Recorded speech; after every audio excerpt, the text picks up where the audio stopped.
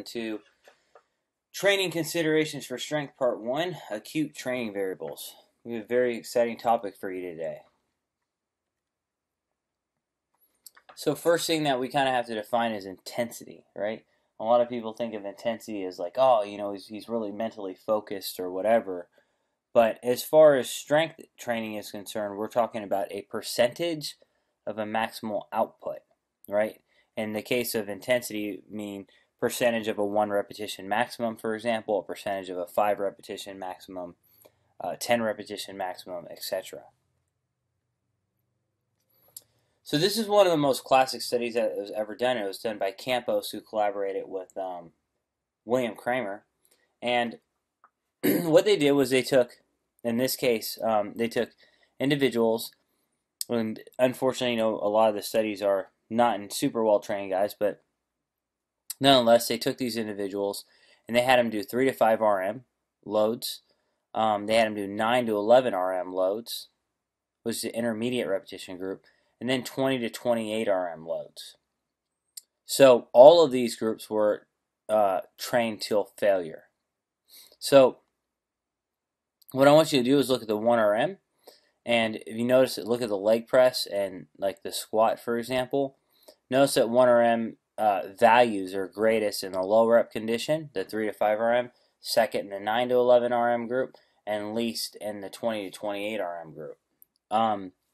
However, if you look at repetitions to failure, basically at moderate or at more of a lower intensity range, the low rep groups, repetitions till failure, actually went down. Intermediate kind of tended to go up, and then the high rep group did go up. And the same thing happens with the squat.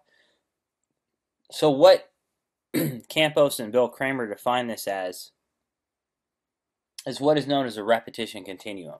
And it means that you will adapt specific to the reps that you perform. So if you're training near your limit strength or your maximal strength, most of the time your 1 RM will go up, but your strength endurance may go down and likely won't go up. And that's what we're seeing here. So you make specific adaptations to impose demands. And this is Mitchell, and what they did was they compared 30% of your 1 RM. These were untrained individuals, completely untrained. So they had 30% of their 1 RM for 3 sets, 80% of their 1 RM for 1 set, and 80% of their 1 RM for 3 sets. What you can see here is that the 30% for 3 sets went up in strength because they were completely untrained. However, the 80 by 1 and the 80 by 3 made greater strength gains than the 30% by 3. So the main point, take-home message, that higher intensities do seem to be necessary to optimize hypertrophy, but strength, but may not be necessary to actually initiate strength gains, particularly in an untrained population. Right? So, why? What's the difference between these? Well, this is a study that was done by Schoenfeld, and he took like 30% of your 1 RM till failure, which is to the right, and that's the time it took to go to failure, and then he took high intensity till failure. What you're looking at is skeletal muscle electromyography or muscle activation. The higher this is, the greater the amount of muscle that's being activated, the greater the higher threshold motor units are being activated. If you look to the left with the heavy resistance training, you can clearly see a more robust, higher threshold motor unit recruitment. If you look to the group that goes to failure with the lower loads, like 30% loading, they don't reach those levels. So they're not activating the higher threshold motor units, so you're not getting the neural adaptations. As you recall from past classes, you know, neural adaptations mean that your nervous system is able to recruit the higher threshold motor units. It's able to fire at a more rapid pace. That's known as rate coding or rate of firing. The rate that you reach maximal recruitment goes up. You fire synchronously, and things of that nature. So what I want to get across here, there's a minimum and optimum threshold intensity for strength gains. Um, when we actually are just looking at what range causes the greatest strength gains. Now, in untrained people, if we look at the Campos and the Mitchell study, we can basically see that as low as 30 to 50% of your 1RM can result in increases in strength. Now, while we saw they didn't optimize strength, it was a threshold for strength. In moderately trained individuals, Matt Ray showed that 60% 1RM worked. But for highly trained individuals, Hackenden showed that intensity needs to be at least greater than 80%. So what this is saying is, as we become specialized, as we become more and more well-trained, we don't get a general response as much any longer. And this has been known in learning literature for a long time, motor learning literature for a long time, that essentially the response we get to training early on is a generalized response. You might lift weights and get mitochondrial adaptations and strength adaptations. But as we become more specialized, more trained, those adaptations become more and more specialized, and you have to become more and more specific. And that's what we're seeing here. As far as the optimal threshold, this is a meta-analysis done by Matt Ray, and he's looking at moderately trained guys, about a year of training, versus untrained people. And you're looking at the effect size for intensity. If you take untrained people, 60% of their 1RM results in the greatest strength gains. And you know what? That's very likely because at 60%, they have more time to practice the repetitions, but it's a high enough threshold to where if they do hit failure, they're probably able to recruit the higher threshold motor units. For the people with 1 year of training experience, we see that peaks at around 80%. So you have a combination of moderate repetitions, but high enough intensity and volume to stimulate a strength response. In highly trained individuals, Peterson and Matt Ray found that intensity for highly trained people, you don't maximize strength till greater than 85% of your 1RM. So lower ranges like 50% to 70%, you're not getting good increase in strength. About 75 to 80%, you make good increases, but your greatest effect size are going to be past 85%. Okay, so that's where that schema of 1 to 5 repetitions really, really comes into play.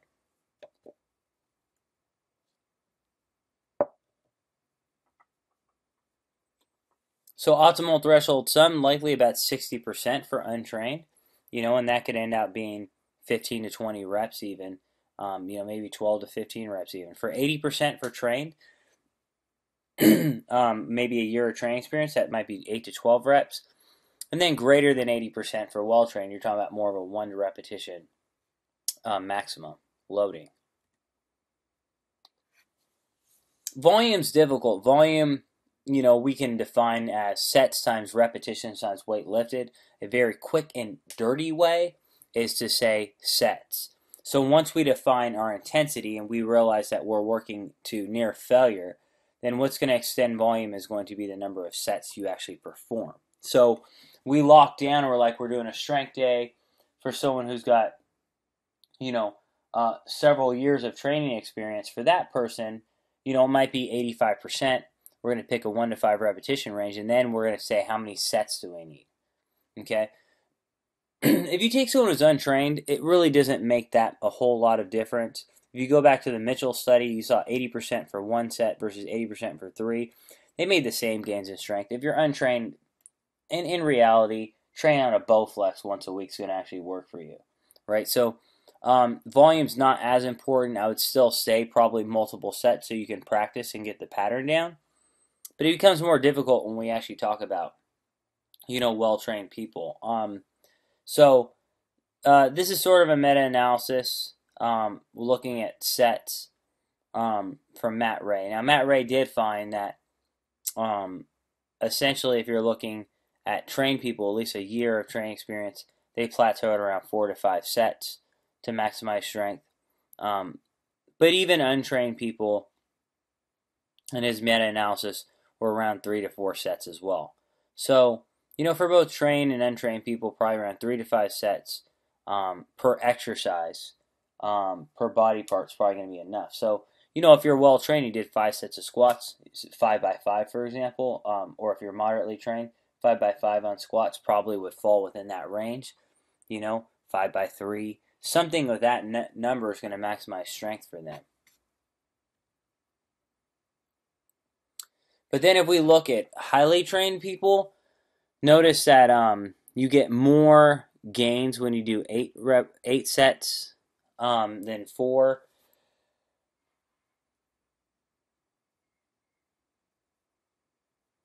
But if you notice, it clusters at around 8 to 14 sets. So 8 to 14 sets is where sort of our quote-unquote sweet spot becomes. Right? So that's important to realize. And there's some evidence backing that as well, too. Here, Robins did a study where essentially they had individuals train for several weeks, basically. And so they started them up. They say they had a 1-set group. And this is looking at gains in strength from time point 1. So you have 4 weeks, 8 weeks, 12 weeks, 12-week study. So you have 1 set. That's the bottom gains you see on the bottom. They made the least amount of gains. And 4 sets 3 times a week, or 12 total sets per week. And then you had the 8 sets 3 times a week, made the greatest gains. But what I do want to point out is that even though these were trained guys, on average, if you look, their squat was over 300 pounds, which is quite extensive. So these are well trained. I mean, 300, 315 pounds on average. But you notice that the 8 set per group got their strength up to about 190 kilograms. So they're coming close to squatting 400 pounds at the end of the study, starting off at much lower weight than that. So that's pretty impressive. But if you notice, the first 4 weeks, there wasn't really much of a difference between the 4-set group and the 8-set group. So what this suggests is that if you start off a new program, you likely can start it off lower volume, and then after 4 weeks you'll start to plateau, and then you can up the weight to 8 sets per body part, for example, which is going to fall around the optimal. Now, notice they start to plateau around the last time point, and they're training 3 times a week. At that point, you can also institute the frequency that I suggested, and you back off, you cut the volume in half, and you start doing more frequently. When you adapt to that, you might go back to the higher volume. So those are just some suggestions you might take into consideration. If we go to exercise selection, a couple things I want to emphasize to you is that, variation's important, but specificity is still king. And we'll talk about how to periodize exercise selection. So remember from work from Eduardo de Souza we talked about earlier that,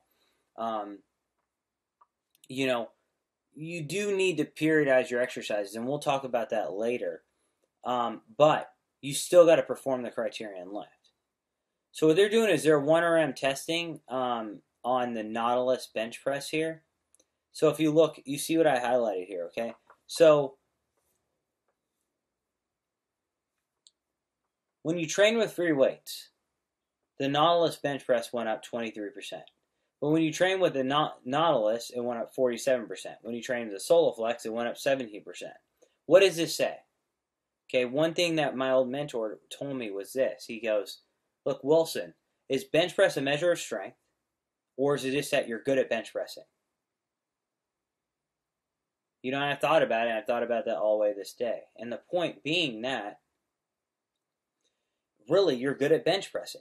Here, the people got good at Nautilus bench pressing, right? So whatever you want to be quote-unquote strong in, or be able to express high recruitment of motor units in, or maximize neural adaptations in, you're going to be maximizing specifically to that movement. So whatever exercise you select needs to be a major player in your game. As far as exercise order, in this study here, what they did was you have session A, where it's basically you perform the structural before the body part, and think of structural would be like the squat. The body part would be like leg extensions in isolation. And then, so that was basically the top session. You see on the top, you're looking at total force per set is much higher when you start off with the more compound movement than the isolation movement. But in session B, when you start off with the isolation movement and then the compound, volume is cut down drastically. And we see that again when we look at repetition, still failure with protocol A and protocol B. A is the structural or compound movement first, followed by the isolation. As far as exercise order, we talked about this last week, but you may get augmentation if you do an agonist-antagonist movement. So if you did a row before you did a press, it is conceivable if the row was specific to the press, you may get an adaptation out of that acutely. Let's talk about rest period lengths. So here we have highly trained individuals. So you're comparing 1 minute versus 3 minutes. And you have 3 sets, repetitions to failure, 80% 1 RM. Notice that with 3 minutes rest, they're actually able to maintain 10 repetitions each set. With only 1 minute rest, it goes from 10 to about 7.5 to about 6. So that 1 minute rest is impairing gains relative to 3. But 3 seems to be just fine in these highly trained people. If you take people who are recreationally or moderately trained, this study, they looked at set 1 versus set 2, and they had 5 minutes rest, 3 minutes rest, and 1 minute rest. And what you see Richmond found is that, in this case, 3 minutes rest, you still have impairments in force output. So when you're untrained or recreationally trained, you may need on the higher end of rest periods, which means your workout density is not going to be as high on your strength days.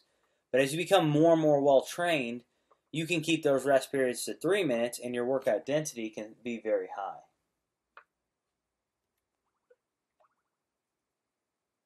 So let's talk about this.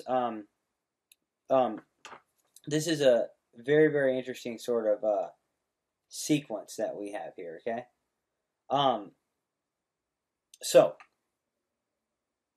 what you have here, and this is very, very important to sort of to understand.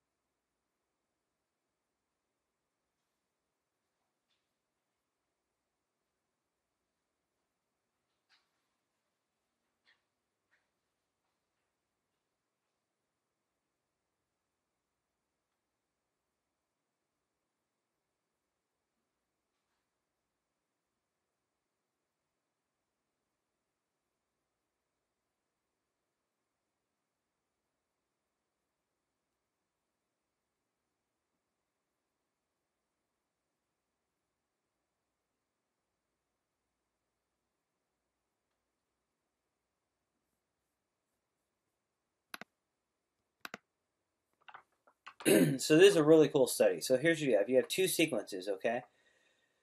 And I want you to look at repetitions that were done here. So what they did was, you look at the repetitions, that top sequence, okay, which is sequence 3, then you have the bottom sequence, sequence 1. So on sequence 1, what they did was, for example, they performed movements for the same body part this whole training session, right? But the key to understand is that they perform them in the same plane in sequence 1, excuse me. So for example, they would go wide grip lat pull downs, and close grip lat pull downs, okay? So it's more of a vertical motion. Then they would perform machine rows, and then barbell rows lying on a bench, though one after the other. So it's both in a horizontal plane. Okay, so on sequence 3, they would alternate the planes. So you go wide grip lat pull downs, and then they would do like seated machine rows, and then they go back to close grip pull downs, and then they'd move to barbell lying rows on a bench. So they alternated planes of movement.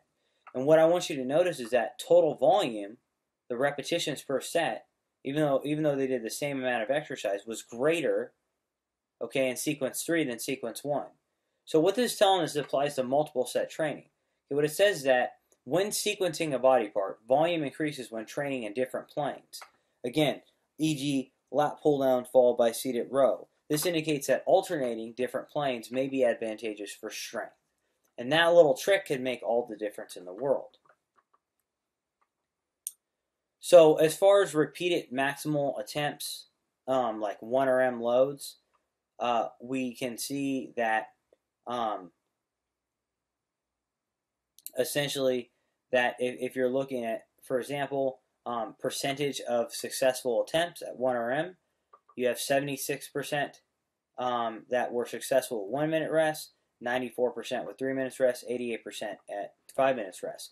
So 3 minutes time for well-trained guys is more than enough for repeated 1RM attempts.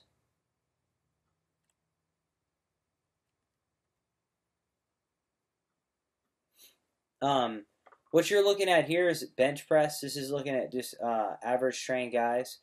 And what they're doing is looking at 1 minute rest, and you have the bench press and the squat. Notice bench press drops more with 1 minute rest than the squat. And that could be for a number one different reasons. One, it could be that maybe we naturally have more endurance in our lower bodies just because we use them more than upper bodies. But it also could be that you have more sort of elastic tissue that you could use in your lower body, and you can overcome fatigue. We're not certain on that, but bottom line is rest periods impact the upper body more than lower. And basically what we're looking at here is gains in strength. So we're comparing here and trained guys. They gave them either 30 seconds rest between sets, 90 or 180. And notice that from pre to post squat, that squat went up greater, and the 180 seconds rest and the 90 seconds rest. So, if you want a middle ground sweet spot, 90 seconds maybe, but 180 seconds is going to be optimal. So again, you're probably going to cluster around 3 minutes if you're well trained, 5 minutes if you're moderately or untrained. This is one of the cool studies that to me has been done. And it kind of points to the fact that you need to periodize your rest periods ultimately. Because remember, yes, I might be able to tell you what's optimal for strength, but if you keep doing the same thing, you will plateau. So in this study, they did a 2-phase protocol. So basically what they did was they took individuals, and for phase 1, they had a hypertrophy phase. So all subjects did hypertrophy training, okay, from essentially weeks 0 to 6, okay? And if you look at the top on figure 1, hypertrophy type training, what they do is they go 80% of their 1RM till failure, 30 seconds rest, 60% 1RM till failure, then immediately drop to 40% 1RM to failure, okay? 3 minutes rest, then they'd start back up again, but they go 70% 1RM to failure, 50 strip set 50%, strip set 40%, 3 minutes rest, then 60% 1RM to failure, 50%, 40%.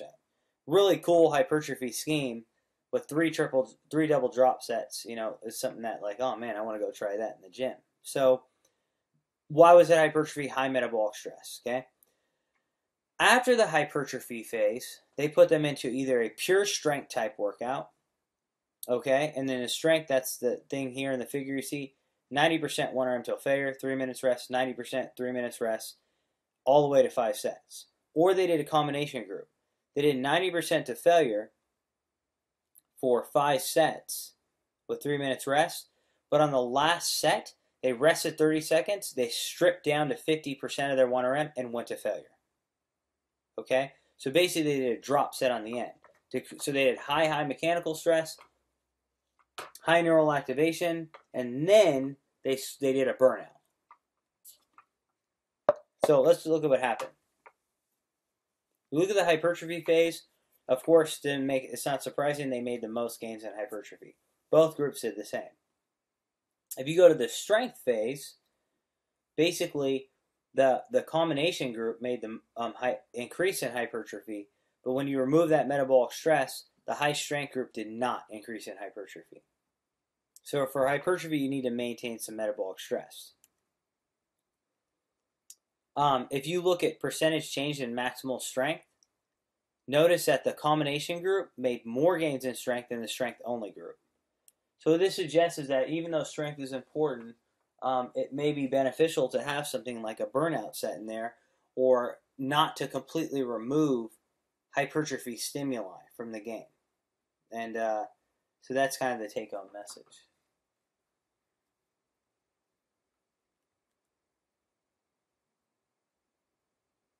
And if you look at this is growth hormone, which is related to metabolic stress. The higher metabolic stress, the higher the growth hormone. Strength type training, no metabolic stress combo, increased metabolic stress, then greatest metabolic stress is in the hypertrophy type training. It's a really, really interesting study.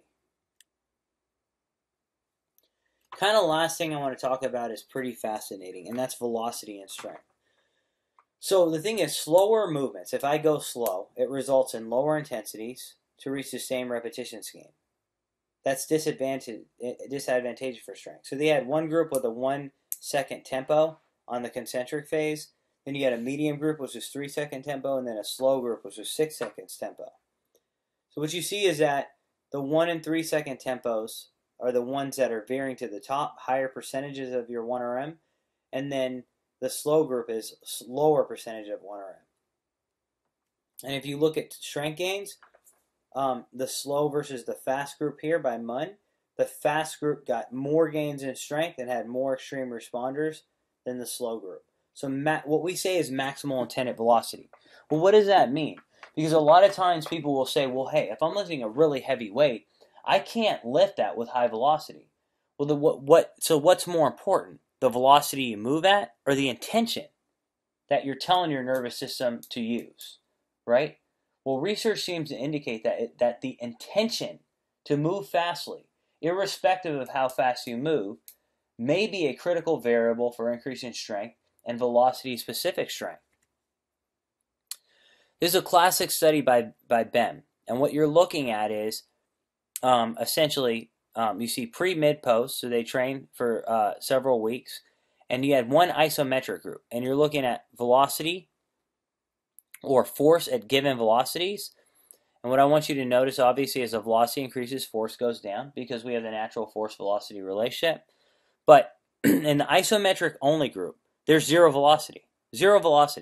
And they compare that to an isokinetic fast condition, where they went as fast as they could. But in the isometric group, they told them, contract as rapidly as possible. As rapidly as possible. So even though their velocity was low, their intention was maximal. And if you look at all velocities, the isometric made the same gains as the isokinetic group. So what this is telling us basically is this. With an isometric versus fast isokinetic condition, training produced the same high velocity specific training adaptations in both limbs, regardless of isometric being zero velocity. So again, what this emphasizes is maximally intended velocity is important. Louis Simmons of Westside is one of the greatest powerlifting coaches of all time, and he always suggests to lift the weight as fast as possible, even if it's 95% of your 1RM.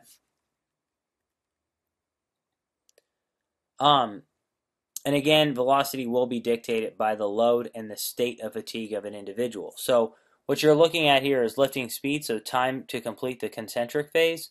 The first rep is fast, but if you go to the last rep, it's very slow.